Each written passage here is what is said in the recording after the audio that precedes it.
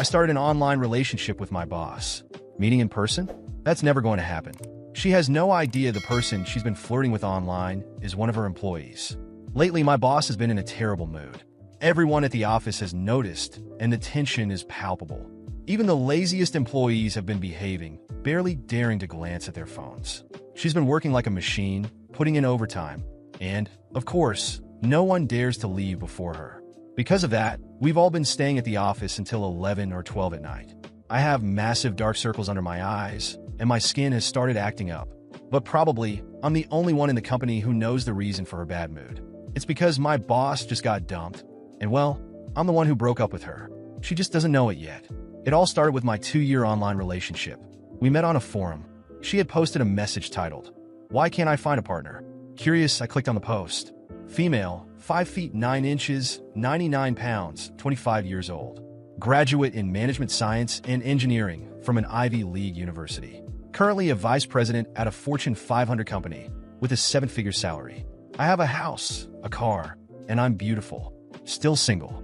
What am I doing wrong? The comments were merciless. Obviously an attention-seeking post. Next. Seriously, a 25-year-old VP? Either it's daddy's company or it's daddy's company.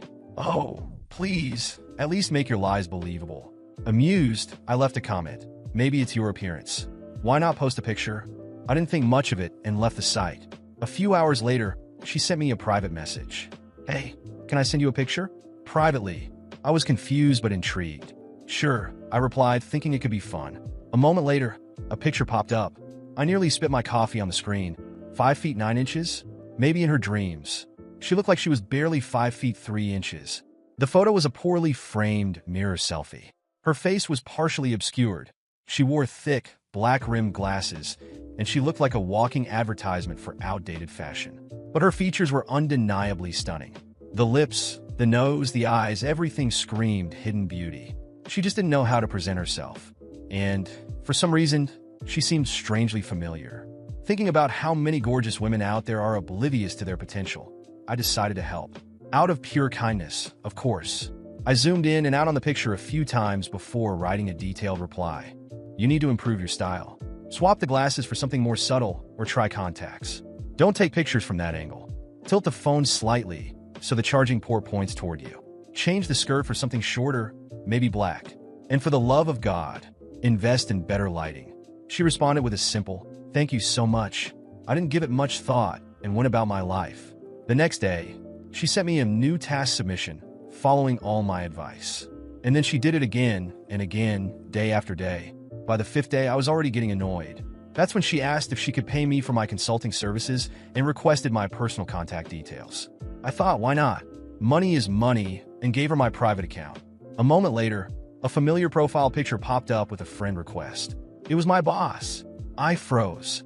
My fingers slipped, and before I could stop myself, I accepted. Panic set in immediately. I adjusted my settings to chat only and prayed she wouldn't figure out who I was. A message appeared. "Thank you so much for all your advice. Here's a small token of appreciation." Then she sent me $5,000 with a note.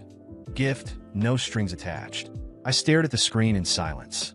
I double-checked her profile picture and the images she had sent me online. Yep, no doubt about it. My stunning online crush was in fact my boss. Well, crap, I thought, accepting the money. At least she doesn't know it's me. After that, I continued helping her improve her style. She learned quickly and soon exuded confidence. But just when I was gearing up to quietly exit her life, she caught me off guard. She confessed her feelings. It started with a long, emotional message. A love letter, so to speak. I skimmed through the fluff until I got to the last line. "I've wanted to tell you this for a long time. I like you." I froze. "Thanks," I replied after a long pause. "What?" she asked. "I appreciate it," I typed back. "No, I'm serious. I really like you and value your help." She was silent for a moment before sending another message. "Can I at least have a chance to win you over?" I didn't reply. That night, I couldn't sleep. The next morning, she started sending me good morning, good afternoon, and good night messages. She kept me updated about her day, as if we were already dating. Heading to work, just arrived at the office, about to start a meeting. Her persistence was, to say the least, unique. I replied disinterestedly here and there, but it only seemed to encourage her more. A month later, things took an unexpected turn. I was scrolling through social media, admiring pictures of models, when I accidentally shared one of them with Aurora instead of my friend. Wow, she's gorgeous. I'd licked the screen, I wrote, followed by a video. She replied almost instantly with a question mark. By the time I saw the message, it was too late to delete it. Sure, appreciating beauty is natural, but for some reason, I felt a pang of guilt. Then, out of nowhere, she sent a message. Is this your type? Attached was a video. It seemed freshly recorded at a gym. It wasn't the type of extremely muscular physique, but pale, smooth skin with a defined V-line disappearing just below the workout shorts. Up top, well, let's say it was pink. The person in the video seemed a bit shy. By the end of the clip, her face was completely red with embarrassment. I was mesmerized. Got more? Send me another. I replied immediately. She hesitated, but eventually sent a few more videos, each more stunning than the last. I'll admit, I was completely captivated by her beauty. Who could have imagined that my boss, always so serious and composed, could be like this in private? How to describe it? It was strangely thrilling. Just as I was enjoying it all, another message popped up. If you agree to be my boyfriend, I'll send you videos like this every day. As many as you want. People spend their lives chasing money, power, fame, and beauty. The first two don't mean much to me, but the last one, that's my weakness. Well, I guess I could consider it, I replied. After all, it was just an online relationship, right? Of course, I set some ground rules. No public announcements, no changing profile pictures, no video calls, and absolutely no meeting in real life. She wasn't thrilled with the conditions, but eventually agreed. And that's how it started. We dated online for 2 years. As she improved her style and showcased her beauty, I was more than happy to reap the benefits. Her photos and videos became increasingly impressive, and she nailed every suggestion I made. I thought this arrangement could last forever, until one day, she asked to meet in person. Didn't we agree from the start that there would be no meetings? This is strictly an online thing, I reminded her. She seemed hurt. I know. Sorry, but I really want to see you. I knew exactly why she was pushing for it. A few days earlier, I attended an alumni reunion. Afterward, an old classmate confessed her feelings for me. I politely declined, but she didn't take it well and started bombarding me with embarrassing messages. Frustrated, I took screenshots, posted everything on social media, and exposed her before blocking her. Since I was in a relationship, even if only online, my boss probably saw the post. I figured she wanted to meet to stake her claim publicly. But I had my reasons for not wanting to meet her. There was no way I could agree. After avoiding her attempts for a week, I eventually got annoyed and ended the relationship. She was utterly devastated, like a deflated balloon. My phone wouldn't stop ringing with her calls. I sighed, placed the phone face down on the table, and ignored it. That's when Kenneth, my direct supervisor, called me over. Mason, take this proposal to Aurora. Kenneth's crush on Aurora was the office's worst-kept secret. Normally, he would find any excuse to see her, but lately, she had been in a terrible mood. The last time he tried to console her, she was so curt that he practically ran out of her office. I grimaced. Kenneth, isn't this a bit above my pay grade? Shouldn't you be doing this instead? Don't make me repeat myself. Fine. Even though I'd basically seen everything about Aurora online, meeting her in person was still nerve-wracking, especially at work, where she was known for being strict, sharp-tongued, and even intimidating. I hesitated and grabbed my phone. Since I'd broken up with her, Aurora had been bombarding me with apologies. I hadn't responded, not because I didn't care, but because I needed to let things cool down. I quickly typed a message. We don't need to break up, but could you please behave? I really don't like it when people break promises. Her response came instantly. Baby, you're finally talking to me. I'll never do it again, I promise. She even added a crying puppy emoji. I sighed, mustering my courage before knocking on her office door. There was a brief silence before I heard her clear her throat and say, "Come in." Her reddened nose caught my attention as soon as I walked in. Had she been crying? Aurora noticed my gaze and, a little uncomfortable, tapped the desk lightly. Leave the proposal here and go. Her tone was noticeably softer than usual. On any other day, she would have scolded me for going over Kenneth's head. Still, the proposal wasn't up to her standards and was sent back for revision. Naturally, Kenneth threw the work back at me on Friday. Everyone else left early, excited for the weekend. Aurora, for the first time, left on time, and the office quickly emptied, leaving just me and the receptionist. I stayed behind to work on the proposal, promising the receptionist I'd lock everything up when I was done. It was past 10 p.m. when I heard the sound of the door unlocking. My heart raced. Who could it be at this hour? Images from horror movies flashed through my mind. I swallowed hard, reminding myself that ghosts weren't real. Even so, I froze, holding my breath. Then, a familiar figure appeared. It was Aurora. Why are you still here? Don't you have a home to go to? She asked, visibly surprised. I held back the urge to snap back. Whose fault do you think this is? I thought. Instead, I replied, the proposal is due tomorrow, and I didn't want to risk leaving it unfinished. I thought it'd be better to stay late and complete it. Her expression softened. Oh, that proposal. I'll help you. It'll go faster if I just explain what I want directly. I froze. My computer was logged into my personal account, the same one I used to message her. She stepped closer. Open it for me. I want to take a look. Panic set in. My mind raced as I scrambled to buy time. Wait a second, I exclaimed almost without thinking. As Aurora approached, I felt my heart pounding. My computer was right there, with the tab open, exposing my secret identity. Every step she took toward me felt like it echoed in the silent office. I needed to think fast. Wait just a second, I said, placing my hand on the keyboard as if guarding something confidential. Aurora raised an eyebrow, curious, and stopped, crossing her arms. Why the rush, Mason? What are you hiding? Her voice had a playful tone that, under different circumstances, might have been charming. But here, it only added to the tension. It's not that.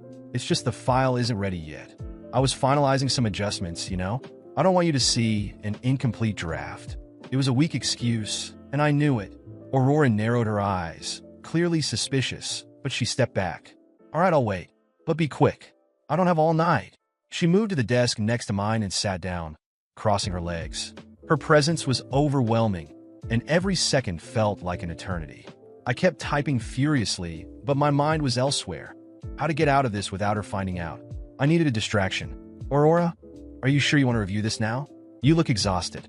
Maybe we could go over it tomorrow with fresh minds? It was a shot in the dark, but to my surprise, she let out a small sigh and uncrossed her arms. You're right. I am tired, but I can't leave things unfinished. You know how I am? Her eyes met mine, and for a moment, it felt like there was something deeper in her words. While she spoke, I realized that her intensity didn't come just from work. It was something personal. Maybe it was about the breakup, or perhaps it was the pressure she put on herself. Either way, it gave me an opening. All right, give me 5 minutes, and I'll send you a preliminary version to review at your convenience. I quickly opened another tab and created a fake draft with some generic ideas. It wasn't brilliant, but it would buy me time. She nodded, but her expression was still strange, as if she wanted to say more. Mason, can I ask you something? Her voice was low, almost hesitant, which was rare for her. Of course, I was expecting something work-related, but what she said next caught me completely off guard. Why did you break up with me? Was it something I did? Was it me? Her eyes locked onto mine, vulnerable in a way I'd never seen before. She wasn't the tough, confident boss anymore. This was Aurora, the woman I knew online, open and hurt. I felt a lump form in my throat. I could lie, come up with some excuse, but something in her expression disarmed me. Aurora, it wasn't you. I felt like things were moving too fast. That maybe we crossed some boundaries we shouldn't have. She looked down, biting her lower lip. I see, but you never gave me a chance to fix it. You just cut everything off suddenly. Do you know what that did to me? I didn't know how to respond. There was no justification that could fix this. But before I could say anything, she stood up. It doesn't matter. It's in the past. Let's focus on work, okay? Her posture shifted back to the composed boss. But the way she avoided my gaze said this wasn't resolved for her. I handed her the improvised draft, and she reviewed it silently. Every time her eyes moved across the text, I braced myself for the worst. Finally, she spoke. It's not bad. It could work with some adjustments. I'll send it to Kenneth as it is. Good night, Mason. She left without looking back, leaving the room in oppressive silence. I sat down, exhausted, staring at my computer screen. My secret identity was safe for now, but something told me it wouldn't stay that way for long. Aurora was perceptive, and I knew she wouldn't let things go as they were. She wanted answers, and sooner or later, she'd find out the truth. And when she did, I had no idea how she'd react. But for now, I just wanted to forget everything and go home. As I packed up my things, a notification popped up on my phone. It was a message from Aurora. I still think you're hiding something, but whatever it is, I'll find out. I swallowed hard. I knew this wasn't just a simple suspicion. She was determined, and I was about to face the consequences of all my choices. The next morning, Aurora was different. She didn't glance at me, as she usually did, nor did she make her usual quick remarks about tasks. Instead, she seemed more reserved, almost calculating. That alone was a red flag. I spent the entire day with a gnawing feeling that something was about to happen, but I couldn't have guessed just how right I was. At the end of the day, as I was tidying my desk, I received a message from her. "I need to talk to you. Conference room now." The cold tone of the text was unusual, especially after the emotional tone of our recent interactions. I took a deep breath, bracing myself for the worst. When I entered the room, Aurora was sitting at the head of the table, a laptop open in front of her. She didn't look at me immediately, continuing to type for a few more seconds before finally raising her eyes. Her expression was a mix of bewilderment and suspicion. She closed the laptop with a sharp click and crossed her arms. "So, Mason," she began, her voice cold as ice. "Care to explain this?" I froze. "Explain what?" She picked up her phone, opened a file, and slid it across the table toward me. It was a compilation of messages, images, and videos exchanged between us during our 2-year online relationship. My advice, my responses, the photos she had sent, it was all there. But what stunned me was the fact that she had screenshots of my profile, something I had never sent her directly. "How did you get this?" I asked, panic rising. Aurora tilted her head, her eyes locked onto mine. "I'm a vice president at a Fortune 500 company, Mason. Did you really think I couldn't connect the dots? You were sloppy. A detail here, another there, and voila."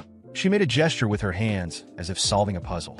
"Listen, Aurora, I can explain," I began, but she cut me off with a wave of her hand. "Explain? Go ahead, try. Because from where I'm standing, this is sick." She stood up, pacing the room as she continued. "You knew who I was from the start.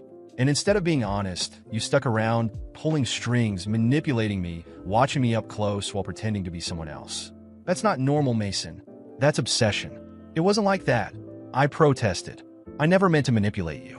I got caught in a situation that spiraled out of control. I never planned any of this." "Oh, didn't you?" She laughed, but there was no humor in it. "Then why did you continue?